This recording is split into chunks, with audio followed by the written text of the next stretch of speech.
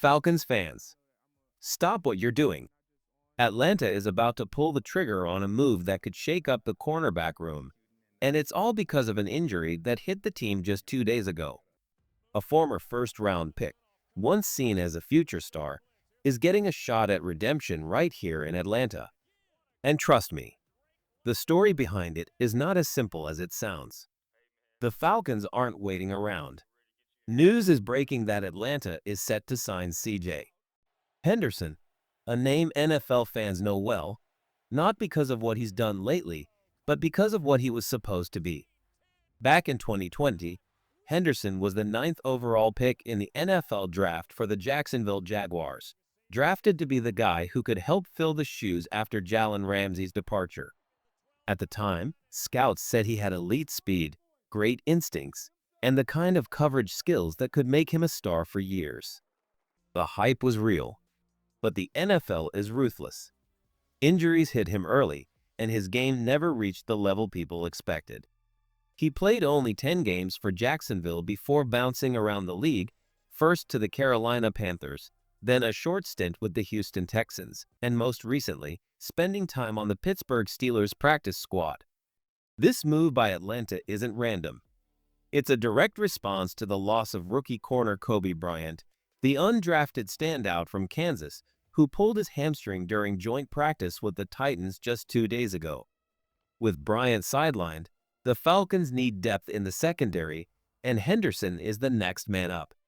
Now, let's be real, this isn't a guaranteed 53-man roster story.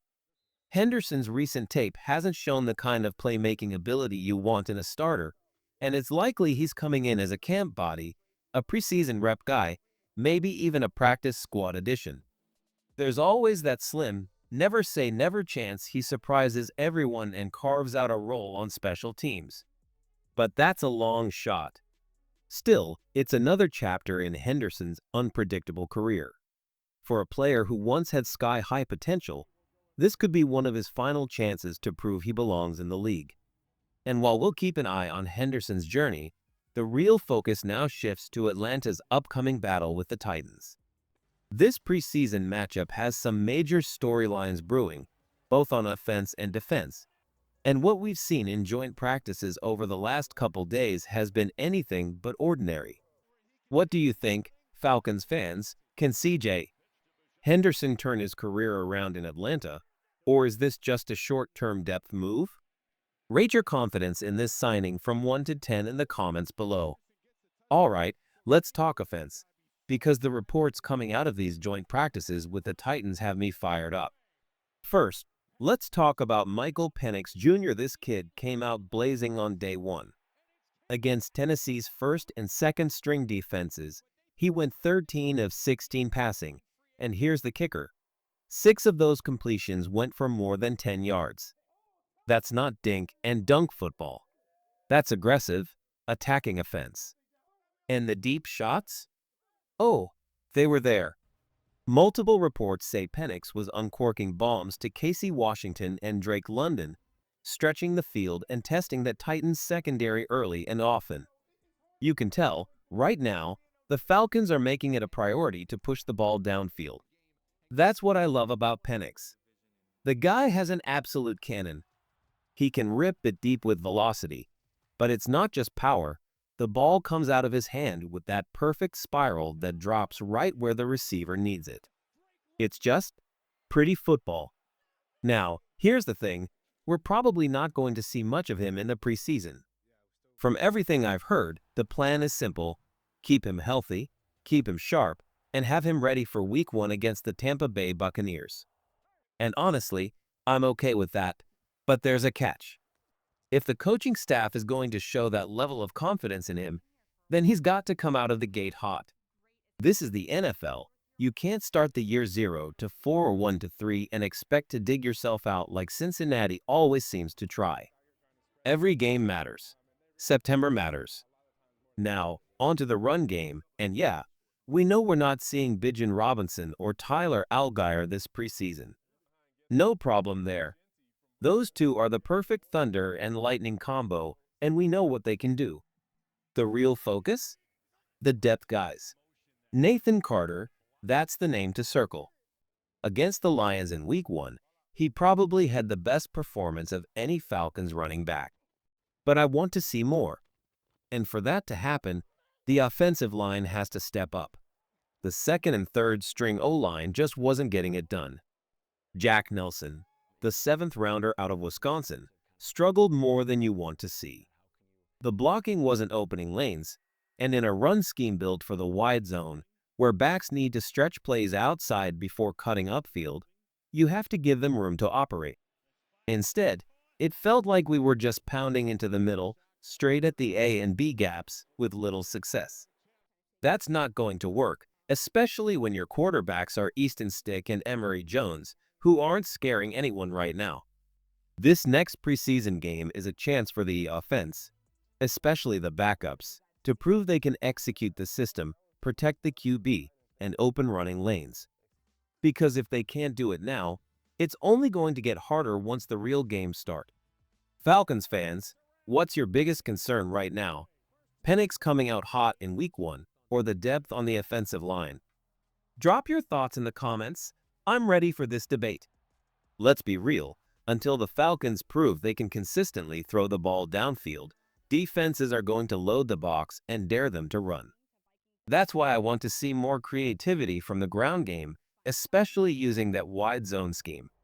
It's on offensive coordinator Zach Robinson to dial up a plan that makes Tennessee's defense chase laterally instead of just crashing the middle. And here's the thing, the Titans' defense has holes, a lot of them. The big problem for Atlanta is Jeffrey Simmons. This guy was a nightmare in joint practice yesterday. He was wrecking plays before they could even develop. But outside of Simmons, there's no reason to be afraid of this defense. This is the type of matchup where Atlanta's offense should be able to move the ball if they execute. Now, about the wide receivers, there's one name you need to know, Casey Washington. Raheem Morris hasn't just been praising him, he's been gushing about him all offseason. And it's starting to feel like Washington's rise is real. If Darnell Mooney isn't ready for Week 1, all signs point to Washington lining up opposite Drake London as a starting outside receiver. That's huge for a second-year player who had just one catch as a rookie. He's been taking all the first-team reps the past couple of days, and the coaches clearly trust him. When Mooney returns, Washington could still carve out a role. Maybe as a WR5 in 5 wide sets. Maybe as a depth guy who's ready if an injury hits. But right now, the door is wide open for him to step into the spotlight and prove he belongs. Switching to the defense, the Falcons came out swinging against Detroit in the first preseason game. DeMarco Hellams was everywhere. This man plays like a heat-seeking missile, delivering hits that make you wince just watching them. Falcons fans didn't get to see him last year because of injury, but now? He's healthy, and he's making his presence felt. Expect to hear his name a lot this season. And then there's Billy Bowman. Let me paint a picture. You draft a guy who played safety in college, but he's so quick, so fluid, and so versatile that you slide him inside to play nickel corner. The only knock? He needs to bulk up a bit and improve his open field tackling. That's it. That's the problem. That's Bowman right now. D. Alford might have that nickel spot locked for Week 1, but let's not pretend this battle is over. With Bowman's talent, it's only a matter of time before he's making a real push for that job. Falcons fans, who excites you more right now? Casey Washington potentially stepping in as a starter or Billy Bowman pushing for that nickel corner spot? Drop your pick in the comments. I want to see where the fan base stands. If Billy Bowman can start showing what the coaches believe he's capable of, keeping the game in front of him, locking down inside leverage, and refusing to get beat off the line, things could change fast in Atlanta's secondary. He can't afford the kind of mistake we saw from D. Alford against Detroit, getting caught on that pick play. Instead, Bowman needs to mirror routes, anticipate breaks, and play with discipline. If he does that, don't be surprised if he takes over that nickel corner spot by mid-season, maybe even sooner. The buzz around him right now isn't just hype. The Falcons are watching him closely, and his natural athleticism makes him a serious threat to move up the depth chart. And it's not like he's alone in that defensive backfield. Atlanta's safeties are stacked. Jesse Bates is the established leader. His spot is locked in, but who lines up next to him is still an open fight. Xavier Watts and Jordan Fuller are both battling for that role, and both bring something different to the table.